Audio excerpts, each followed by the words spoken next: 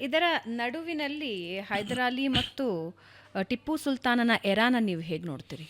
ಅದು ದುರ್ದೈವ. ಈಗ ವಿಜಯನಗರ ಪತನ ಆದಮೇಲೆ ಮೈಸೂರು ಸಂಸ್ಥಾನ ಅದೇ ಸ್ವತಂತ್ರವಾಗಿ ಒಂದು ಗಟ್ಟಿಯಾಗಿ ನಿಂತ್ಕೊಳ್ತು.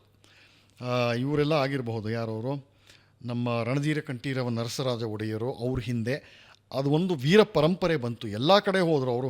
ಒಂದು ಶಿವಮೊಗ್ಗಕ್ಕೆ ತನಕ ಒಂದು ಸಲ ಲಗ್ಗೆ ಇಟ್ಟಿದ್ರು, ತಮಿಳ್ನಾಡಲ್ಲಿ ಅಲ್ಲೆಲ್ಲ ಡಿಂಡಿಗಲ್ ತನಕ ಎಲ್ಲ ಹೋಗಿದ್ರು ನಮ್ಮವರು. ಅದು ಸಿಟ್ಟಿದೆ ಅಲ್ಲಿ ತಮಿಳ್ನವ್ರಿಗೆ, ಆ ಕಡೆ ಇರೋರಿಗೆಲ್ಲ. ಅದು ಬಿಡಿ, ಅದು ಬೇರೆ ದಿನ ಮಾತಾಡೋಣ, ಇನ್ನೊಂದು ದಿನ. ಸೊ ಬೇಕಾದಷ್ಟು ಮಾಡಿದ್ದಾರೆ. ಅಂದರೆ ಇವರು ಸಾಮ್ರಾಜ್ಯ ವಿಸ್ತಾರ ಎಲ್ಲ ತುಂಬ ಮಾಡಿದ್ದಾರೆ. ಆ ಕಡೆಯಿಂದನೂ ಈ ಕಡೆ ದಾಳಿ ಮಾಡಿದ್ದಾರೆ.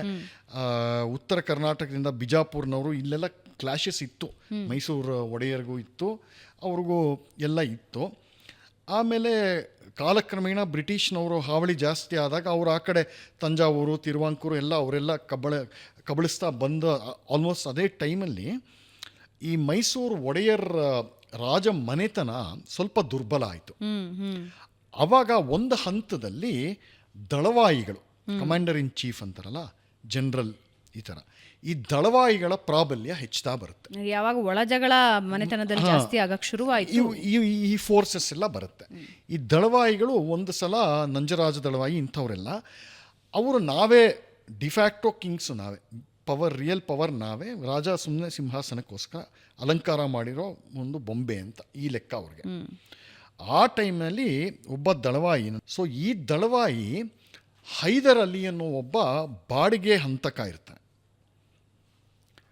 ವೆರಿ ಶಾರ್ಪ್ ಫೆಲೋ, ಅವನು ಅನಕ್ಷರಸ್ಥ ಬೇಸಿಕಲಿ.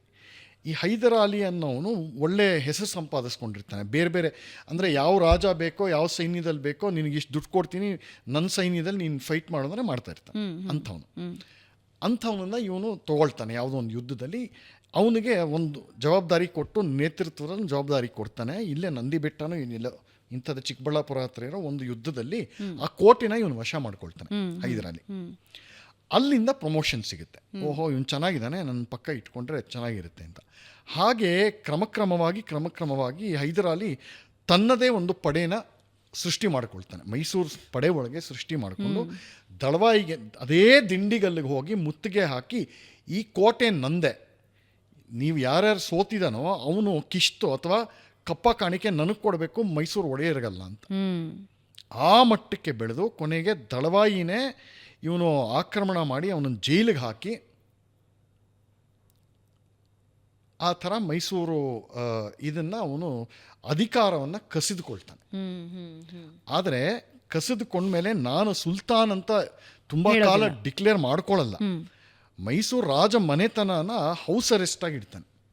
ಅಂದರೆ ಸುಮ್ಮನೆ ಕೂರಿಸಿ, ಇಲ್ಲ, ಹೌಸ್ ಅರೆಸ್ಟ್, ಗೃಹ ಬಂಧನ. ಅದಾದ ಎಷ್ಟೋ ವರ್ಷ ಆದಮೇಲೆ ಇವನು ನಾನೇ ಸುಲ್ತಾನ್ ಅಂತ ಡಿಕ್ಲೇರ್ ಮಾಡ್ಕೊಳ್ಳೋದು ಹೈದರಾಲಿ. ಆ ಚಾಣಾಕ್ಷತನ ಎಲ್ಲ ಇರುತ್ತೆ. So basically he is a usurper ಅಂತ ಇದರಲ್ಲಿ ಕರೀತಾರೆ. ಕಬಳಕೋರ, ಅವನು ಬೇಸಿಕಲಿ ಕಬಳಿಸ್ಕೊಳ್ತಾನೆ. ನೇರವಾಗಿ ಯುದ್ಧ ಮಾಡಿ, ಅಂದರೆ ನಿಮ್ಮ ಉಪ್ಪು ತಿಂದು ಮನೆಗೆ ದ್ರೋಹ ಬಗೆದು ಅವನು ಮೈಸೂರು ಇದನ್ನು ಬೆನ್ನಕ್ಕೆ ಚೂರಿ ಹಾಕಿ ಮೈಸೂರು ಸಿಂಹಾಸನನ ಅವನು ಕಿತ್ಕೊಳ್ತಾನೆ. ಇದೇ ಮಾಡೋದು. ನೇರವಾಗಿ ಯುದ್ಧ ಮಾಡಿ ಗೆಲ್ಲೋದು ಬೇರೆ, ಅದು ನ್ಯಾಯವಾದ ಮಾರ್ಗ. ಅದು ಎರಡೂ ಕಡೆಯಿಂದ ಅಂಗೀಕೃತವಾದ ಮಾರ್ಗ. ಇದು ಅದಲ್ಲ, ಆಯಿತಾ. ತಿಂದ ಮನೆಗೆ ದ್ರೋಹ ಬಗೆಯೋದು. ಹೀಗೆ ಮಾಡಿ ಅವ್ರನ್ನ ಗೃಹ ಬಂಧನಲ್ಲಿ ಇಡ್ತಾನೆ. ಯಾರನ್ನ? ನಮ್ಮ ಅರಸರ ರಾಜಮನೆತನ. ಟಿಪ್ಪು ಸುಲ್ತಾನ ಇವನಿಗಿನ ವರ್ಸ್ಟ್. ಅವನು ಮತಾಂಧ ಬೇಸಿಕಲಿ ಯಾವುದಕ್ಕೂ. ಮತ್ತು ಹೈದರ್ ಅಲಿಗೆ ಇನ್ನೂ ಒಂದು ಇದು ಗೊತ್ತಿರುತ್ತೆ ಅವನಿಗೆ, ಚಾಣಾಕ್ಷ. ಏನಂತಂದರೆ ಜನಗಳು, ಹಿಂದೂಗಳೇ ಮೆಜಾರಿಟಿ ಇರೋದು ಮೈಸೂರು ಇಡೀ ಸಂಸ್ಥಾನದಲ್ಲಿ, ಇವರನ್ನು ಎದುರು ಹಾಕ್ಕೋಬಾರ್ದು, ಮತಾಂಧಾಗಿ ಎದುರು ಹಾಕ್ಕೋಬಾರ್ದು.